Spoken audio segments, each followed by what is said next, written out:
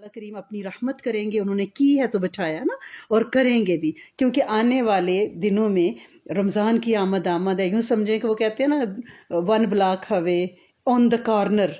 تو بالکل الحمدللہ رب العالمین، ہم اللہ پاک سے یہ دعا کرتے ہیں کہ اللہ کریم رمضان کو ہمارے لیے، ہمیں رمضان کے لیے سلامت رکھیں اور ہمیں خیر عافیت سے رمضان میں داخل کریں اور اس کی پوری پوری برکتیں سمیٹنے کی توفیق عطا فرمائیں. ہمارے آس پاس صحت، شفائیں اور خیر و برکت رہے، عافیتیں رہیں، کوئی ایسا مشکل نہ پڑے کہ رمضان کی وہ سعادتیں جن کے لیے ہم نے پورے 11 مہینے انتظار کیا، ہم اس سے کہیں محروم نہ ہو جائیں انشاءاللہ. اللہ کریم کی توجہ، اللہ کریم کی محبت، اللہ کریم کی دست شفقت کے ہم سارے متمنی ہیں اور وہ عطا فرمائیں گے، طلب پہ ملتا ہے انشاءاللہ العزیز. آپ سب لوگوں کو اللہ پاک قبول فرمائے. جیسے دیکھیں رمضان کے لیے صرف اتنا ہی ذہن میں رکھیں کہ اگر ہمارے بچے کی، کسی کزن کی، بھانجے بھتیجے کی شادی ہوتی ہے تو حال 1 سال پہلے بک ہو جاتا ہے، 9 مہینے 10 مہینے پہلے ہم تیاریاں شروع کر دیتی ہیں، ہم نے کیا کپڑے پہننے ہیں، کیا کرنا ہے، اور جو دولہا دلہن والے ہوتے ہیں ان کی تو تیاریوں کا کیا ہی پوچھے نا. یعنی ایک امپورٹنٹ ایونٹ کے لیے ہم تیاری کرتے ہیں، تو رمضان کے مہینے سے زیادہ امپورٹنٹ ایونٹ مومن کی زندگی میں کیا ہوگا کہ اس کی تیاری کے لیے ہمیں کتنا الرٹ ایکٹیو ہونا پڑے گا. کیونکہ حدیث مبارکہ میں ہے کہ جب رمضان کا مہینہ آتا تو نبی کریم صلی اللہ علیہ وسلم کمر کس لیا کرتے تھے اور اپنے گھر والوں کو بھی اس کے لیے متوجہ کرتے تھے. اب ہمیں خود ہی نہیں ہے، امیاں ہم تسبیحاں لے کے کونے میں بیٹھے رہیں کہ رمضان کریم تشریف لا رہے ہیں، لیکن ہمارے بچوں کو پتہ ہی نہ ہو، ان کی روٹین میں کوئی فرق ہی نہ آئے. ہمیں اپنی نسلوں کو ساتھ لے کے چلنا ہے. جو رنگ ڈنگ ہمارے ہیں، ہم نے ان کا اثر، اس کی تاثیر اپنے بچوں پہ چھوڑنی ہے اور ڈالنی ہے. اور وہ کیسے ہوگا؟ کمیونیکیشن سے ہوگا، ایسی محفلوں میں بیٹھنے سے ہوگا تاکہ ہمارے بچے سنیں اور انہیں پتہ چلے کہ ہم رولا ڈالیں کہ رمضان آ رہے ہیں. آپ دیکھیں اگر کوئی دنیا کا ایونٹ، یہاں ہم رہتے ہیں، کرسمس سے پہلے ایک رولا پڑ جاتا ہے، ہالووین آ گئی، کرسمس آ گئی، سٹورز میں چیزیں ڈسپلے ہوتی ہیں. تو رمضان جیسے امپورٹنٹ مہینے کے لیے ہمارے بچوں کو کیسے پتہ چلے؟ ہمیں گھروں میں اپنے بچوں کو بتانا ہے، گھر کو رمضان کے مطابق ڈیکوریٹ کرنا ہے، گھر میں رمضان کارنر بنانا ہے، سفید شیٹ بچھا کے اس پہ تسبیحات اور وہاں پہ قرآن، یاسین شریف، سارا کچھ رکھنا ہے. بچوں کو پتہ ہو کہ ہم یہاں عبادت کریں گے، یہ ہمارا رمضان کارنر ہے. وہاں پہ عطر لگایا ہو، بچوں کے جائے نماز پہ خوشبوئیں پڑی ہوں، ان کے عبائے پڑے ہوں، ان کی ٹوپیاں پڑی ہوں، لگے کہ رمضان ہے. اور یہ ایسی جگہوں پہ پھر فرشتے آتے ہیں، بندوں کے ساتھ بیٹھتے ہیں، یہ وہ ذکر کی جماعتیں ہیں. یہ ہم نے اپنے گھروں کو کے سیٹ اپ کو رمضان میں بدلنا ہے. آپ نے دیکھا گورے کرسمس پہ اپنے گھروں میں جو موزے جوتے لٹکا لیتے ہیں، رنگ برنگے درخت بنے ہوئے ہیں، اس کے نیچے گفٹ چھپائے جا رہے ہیں. ہم نے اپنے بچوں کو اس کا کوئی نیم البدل دینا ہے، ورنہ وہ کہیں گے کہ ہمارے مذہب میں تو کوئی ایکٹیویٹی نہیں ہے. بچے آج کل یہ ہوتا ہے کہ ان کو ہوتا ہے کہ کسی فن سے چیز سیکھیں، کیونکہ یہ ڈھونگ سا یہاں رچا ہوا ہے نا جس معاشرے میں ہم جی رہے ہیں. تو میں یہ نہیں کہتی کہ ہم اپنے مذہب کو خدا نخواستہ کوئی ڈھونگ دیں، کوئی رنگ دیں، رنگ اس کا وہی رہے گا، لیکن اس کے متبادل مذہبی رنگ میں ہم نے اپنے گھر میں یہ سیلیبریشنز رکھنی ہے اور رمضان کو سیلیبریٹ کرنا ہے اور اس کا ذکر کرنا ہے، بار بار ذکر کرنا ہے، تاکہ بچے ذہنی طور پہ تیار ہوں. اور رمضان سے پہلے ہی کہنا ہے کہ بیٹا آپ کی سپیڈ کم ہے قرآن پڑھنے کی، ابھی سے شروع کرتے ہیں. روز ہم ہر نماز کے بعد 3 پیجز پڑھیں گے یا آدھا پارہ روز پڑھیں گے تاکہ ہم رمضان میں قرآن ختم کر سکیں. کیونکہ بچے سٹرگل کر رہے ہوتے ہیں، ان کی قرآن کی سپیڈ نہیں ہے. یا ان سے کہیں کہ آپ ابھی سے 1 ویک پہلے شروع کریں، چلے 1 ویک بعد شوال کے فرسٹ ویک میں ختم کر لینا. اور لیکن ان کی پھر سے سپیڈ بنے گا اور وہ مینٹلی پریپیئرڈ ہوں گے کہ دیر از سم تھنگ امپورٹنٹ کہ آگے جو مہینہ آ رہا ہے. پھر سوشل میڈیا سے تھوڑی دور ہونے کی عادت ڈالنی ہے کہ اپنے سیل فون، اور یہ شیطان کا مکر اور فریب ہے. اللہ سے مدد بھی مانگنی ہے اور اس کی پریکٹس کرنی ہے. تھوڑا ٹائم آئی فون، اور پہلے تو مائیں چھوڑے نا، پھر بچے انشاءاللہ چھوڑیں گے. اور اپنے کام سمیٹنے، اپنے medical check up, doctors, groceries, جو فریزر بھرنے ہیں وہ پہلے ہی، سموسے پکوڑے جو کچھ ہے وہ سب پہلے ہی کر لینا ہے. اور روزہ جو ہے نا وہ صرف کھانے پینے کا تو نام نہیں ہے نا. روزہ مطلب ہے کھانے پینے سے رکنا. ہم نے سمجھ لیا صرف کھانا پینا، ہم سمجھتے ہیں کہ بس جو ہم نے چیزیں زندگی میں کبھی نہیں نا سال پورا کھائی وہ ہم اس مہینے میں کھاتے ہیں. کہاں ہم روز پکوڑے کھاتے ہیں، کہاں ہم روز سموسے کھاتے ہیں، کہاں روز پراٹھے کھائے جاتے ہیں. لیکن رمضان میں ہم وہ سارے کام کرتے ہیں اور اپنا سارا وقت کچن میں لگا دیتے ہیں. اس لیے پلیز ہیلدی کھائیں، تھوڑا کھائیں، اپنی صحت کا خیال رکھیں، اپنے فوڈ کو دیکھیں. ضروری نہیں کہ ہم نے تل کے اپنے بچوں کو 2 گیلن تیل ضرور پلانا ہے رمضان میں. اور صحت مند کھانے کی طرف توجہ دیں. اور کھانا پینا ہی نہیں اور کھانے سے ہی نہیں رکنا، بلکہ روزہ ہے پورے باڈی کے اعضاء کو سر سے پاؤں تک روزے دار بننا. ایک ایک عضو، ایک ایک پارٹ آف باڈی کو گناہوں سے بچانا. اور بچوں کو قرآن کے ساتھ جوڑنا ہے. نبی کریم صلی اللہ علیہ وسلم کے زمانے میں اگر ہم مدینہ کا تصور کرتے ہیں اور جو ہمیں وہاں سے روایات ملتی ہیں وہ کیا ہیں کہ مدینے کی گلیوں میں فجر سے پہلے جب کوئی گزرتا تھا نا تو ہر گھر سے ایسی بن بناٹ جیسے شہد کی مکھیاں نہیں اپنے چھتے پہ ہوتی تو ان کی آواز آتی ہے، ویسی آوازیں آتی تھی. وہ شہد کی مکھیوں کی بن بناہٹ نہیں تھی، وہ قرآن کی تلاوت ہر گھر، ہر در، ہر جھونپڑی، ہر حجرے میں ہو رہی ہوتی تھی. اب وہ آوازیں ہم اپنے گھروں میں بھی نہیں سنتے. منہ بند ہے اور ہم قرآن کے سامنے ڈیوائس رکھی ہوئے ہم پڑھ رہے ہیں. قرآن کو اس کے مصحف سے پڑھنے کا جو اجر ہے، کیونکہ اس مصحف کے ساتھ سنت کی تاثیر ہے. نبی کریم صلی اللہ علیہ وسلم نے قرآن کو، مصحف کو پکڑا، یعنی نسل میں اس وقت وہ کاغذ پہ، پتھر پہ لکھا ہوا تھا یا درخت کی چھال پہ لکھا ہوا تھا، جہاں جہاں بھی لکھا ہوا تھا ایک سالڈ چیز کے اوپر لکھا ہوا تھا. پھر اس کے بعد جب کتابی شکل اس کو دی گئی ہے خلفائے راشدین کے دور میں تو وہ ساری صحابہ کی تاثیر اس میں ہے، تابعین، تبع تابعین، ہمارے یعنی فقہا، ہمارے امام، وہ سب اس میں آ رہی ہے. قرآن کو دیکھنا بھی عبادت ہے، قرآن کو چھونا بھی عبادت ہے، کجا قرآن پہ سے پڑھنا.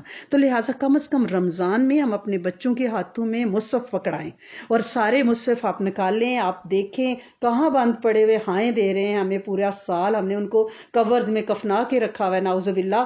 ان کو نکالیں اور ان کو بچوں کو دیں کہ بیٹے اس کو کھولنا ہے اور پورا سال مصحف سے قرآن پڑھنے کی عادت ڈالیں. میں یہ نہیں کہتی کہ آپ اپنی ڈیوائس سے نہیں پڑھ سکتے، آپ پڑھ سکتے ہیں، لیکن جو نور آپ کو مصحف سے ملے گا، اور ایسا مصحف جو آپ کے ابو نے پڑھا ہو، آپ کی امی نے پڑھا ہو، آپ کے بڑوں نے، آپ کے دادا کا ہو، اس کی جو تاثیر اور جو نور آپ کو ملے گا نا، کیونکہ ایک ایک لفظ جو اس میں سے پڑھا گیا ہے نا وہ نور آپ کے اندر اترے گا، وہاں وہ نور موجود ہے اور آپ کو وہ تاثیر انشاءاللہ ملے گی. اور جو قبروں میں سو گئے ہیں یہ ان تک بھی نور، رحمتیں، برکتیں جائیں گی. ہمارے ہاں یہ رواج ہو گیا ہے کہ کوئی بڑا جاتا ہے تو سب سے پہلے اس کے قرآن، اینک، ان کی تسبیح لوگوں میں بانٹ دی جاتی ہے. کیوں بھائی؟ یہ بچے خود رکھیں، اپنے پاس رکھیں، اس کی تاثیر، اس کا نور لیں. اور قرآن کا نشہ، یہ لذت، جیسے ہوتا ہے نا ایک چاکلیٹ باکس ہم کھولیں تو ایک کھائیں تو بچے کہتے ہیں ون مور، کہتے ہیں ون مور. بالکل اس طرح کہ دل نہ بھرے، اور پڑھیں اس کو. اور 3 گھنٹے جو ہے نا اس کو آپ کوشش کریں کہ رمضان میں قیمتی بنانا ہے. 3 گھنٹے اتنے قیمتی بنائیں. باقی دن میں یہ نہیں کہتی کہ آپ باقی دن کو قیمتی نہ بنائیں، لیکن وہ 3 گھنٹے کون سے؟ افطاری سے 1 گھنٹہ پہلے. اور ہم سب بیویاں کیا کرتی ہیں، ہم کچن میں ہمارا وہ ٹائم کہ این ٹائم پہ ہم نے پکوڑے تلنے، این ٹائم پہ سموسے تلنے، جبکہ اللہ پاک نے ہمیں اتنی نعمتیں دی ہوئی ہیں کہ ایئر فرائر، اوونز، پتہ نہیں کیا کیا چیزیں کچن بھرے ہوئے ہیں، ہم اس میں وہ رکھ سکتے ہیں آخری لمحے میں. لیکن ہم کیوں آخری وقت میں ان سب کو وہاں وقت نکالیں؟ افطاری سے 1 گھنٹہ پہلے دعا کے لیے وقت نکال کے بیٹھنا ہے، کیونکہ روزہ دار کی دعا اس وقت قطعی طور پہ رد نہیں ہوتی، کیونکہ سامنے کھانا پڑا ہے، بھوک سخت لگی ہوئی ہے، چپکے سے کھا سکتے ہیں لیکن اپنے رب کے ساتھ یہ ہمارا راز و نیاز چل رہا ہے کہ ہم نہیں کھا رہے. اور میرے رب کو یہ ادا بڑی پسند ہے کہ روزہ میرے لیے، میں ہی اس کا اجر دوں گا. اس وقت اپنے وہ پیارے جو سو چکے زمین میں 6 ہاتھ نیچے، ان کے لیے دعائیں مانگیں. وہ یہاں چلتے پھرتے تھے، ہمارے ساتھ بیٹھتے تھے، ہمارے ساتھ کھاتے پیتے تھے، ہمارے گھروں کی انہوں نے مارگیجز دی ہیں، لیزز دی ہیں، ہمارے خواب پورے کیے ہیں، ہمارے ارمانوں کو پورے کرنے کے لیے انہوں نے اپنے سارے خواب تیاگے ہیں. اور آج وہ قبروں میں مٹی سنو اوڑھ کے سو گئے ہیں. ان کا حق ہے کہ اس وقت ان کے لیے، ان کی بخشش کے لیے، ان کے قبر کے نور کے لیے بہت بہت بہت دعائیں مانگی جائیں.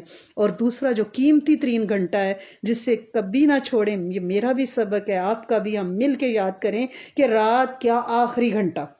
ہمیں یہ ہوتا ہے کہ ہم اس وقت دوڑتے ہیں اور تازے تازے پراٹھے بنا رہے ہیں. پراٹھے پہلے بھی بنا کے رکھے جا سکتے ہیں، اس وقت آپ اوون میں رکھ لیں، کوئی ضروری نہیں کہ اسی وقت پیڑے بنا کے ہم پراٹھے بنائیں اور کھائیں. فروٹ چاٹ، وہ جو دہی ہے اس کو بھی رات کو ہی نکال کے باؤلز میں رکھا جا سکتا ہے. یہ سارے کام پری پلانڈ کریں، لیکن وہ گھنٹہ ضائع نہ کریں کچن میں. وہ آخری گھنٹہ اللہ رب العزت سے خلوت کریں. اللہ پاک اپنی رحمتوں کے ساتھ آسمان دنیا پہ آواز دیتے ہیں کہ ہے کوئی درخواست کرنے والا، مانگنے والا، میں قبول کروں. کوئی بیمار میں شفا دوں، کوئی بھوکا ننگا میں اسے روزی روٹی دے دوں، کوئی توبہ مانگنے والا میں معاف کروں. وہ استغفار کی قبولیت کا ٹائم ہے. رات کی پچھلی پہروں کے توبہ مانگنے والے ہمیں بننا ہے. اور رمضان میں تو یہ سمجھے لوٹ سیل ہے، اس سے فائدہ اٹھانا. یہ ڈور کریشر سیل ہے. معافی کی، توبہ کی، نعمتوں جو بیمار ہیں ان کے لیے مانگیں، جو بے روزگار ہیں ان کے لیے مانگیں، جو بیچارے ماڑے ماندے کمزور ہیں ان کے لیے مانگیں، جو جیلوں میں پڑے ہوئے بے گناہ جن کا کوئی پوچھنے والا نہیں ان کے لیے مانگیں، جو مرحومین جن کے پیچھے نسل ختم ہو گئی ہے وہ وہاں بھی بیچار و مددگار پڑے ہوئے ہیں اور کسی کی دعا کا انتظار کر رہے ہیں. امت کے لیے مانگیں تاکہ جن کا کوئی مانگنے والا نہیں ہے ان کے لیے ہم مانگیں. اور پھر کیا کریں کہ اپنے ایک تیسرا جو آپ کا گھنٹہ ہے نا وہ صبح کی نماز کے بعد سورج نکلنے تک ہوتا. یہ ہے کہ ہم فجر کی نماز پڑھتے ہیں، کچن کو صاف صوف کیا اور سو گئے. وہ گھنٹہ قیمتی ترین گھنٹہ ہے. روزی روٹی کی برکت اس وقت بانٹی جاتی ہے.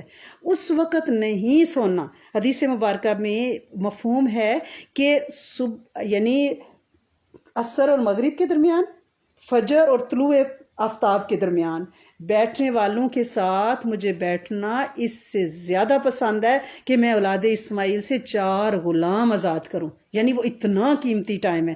اس وقت نہیں آپ نے سونا، جو مرضی ہو جائے. وہ مسلح کے ساتھ چپکیں، اس وقت رب سے منوائے، تسبیحات کریں، قرآن پڑھیں، اذکار کریں. شیطان آپ سے بہت کہے گا کہ بھائی رات سے جاگی ہوئی ہو، سو جو، تراویح بھی پڑھی، قیام اللیل بھی کیا، اب سو جو. نہیں، اس قیمتی گھنٹے کو پورا دن ہے سونے کے لیے، اس کو اور اپنی نمازوں پہ بہت مداوت کرنی ہے، ذکر کو بڑھانا ہے اور غیبت سے دوری. اور وہ کیسے ہوگی؟ فون سے دوری. فون کو تو میں کہتی ہوتی ہوں 3 طلاقیں دے دیں، بالکل سائیڈ پہ کر دیں. کیونکہ نہ ہم کسی سے بات کریں، نہ پوچھیں، نہ سنیں.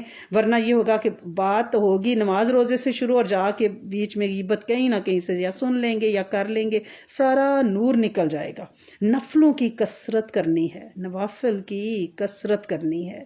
اور یہ 30 دن ایسے گزر جائیں گے پتہ بھی نہیں چلے گا. اپنے سجدوں کو لمبا کریں، سجدوں میں دعائیں مانگیں اور قرآنی حدیثی دعائیں مانگیں.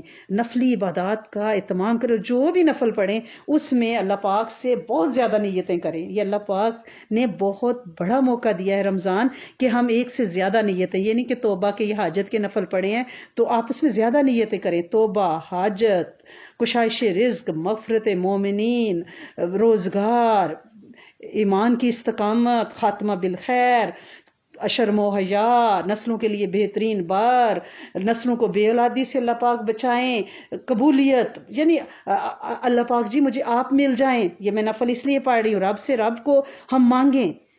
دنیا تو بہت مانگ لی نا، اللہ سے اللہ کو مانگ لیں. تو انشاءاللہ ہم نے اپنے رمضان کو بہت بہترین بنانا ہے اور اس میں رب سونے سے بہت بہت مانگنا ہے، التجا کرنی ہے، منتیں کرنی ہے، گریہ کرنا ہے، رونا ہے، مخلوق کے لیے مانگنا ہے. اور آمین آمین کو اپنی عادت بنائیں رمضان میں کہ اللہ پاک جہاں جہاں کائنات میں اس وقت لوگ تجھے منا رہے ہیں، جو مستجاب الدعوات ہیں، جو استاد ہیں، جو معلم ہیں میرے مالک، جو مدارس میں پڑھا رہے ہیں میرے کریم مالک، جو حرم میں بیٹھے ہیں کہاں دنیا کے کونے میں ان کی دعاؤں پہ آمین کرتی ہوں. مجھے ان میں سے حصہ اور تاثیر عطا فرمائیں.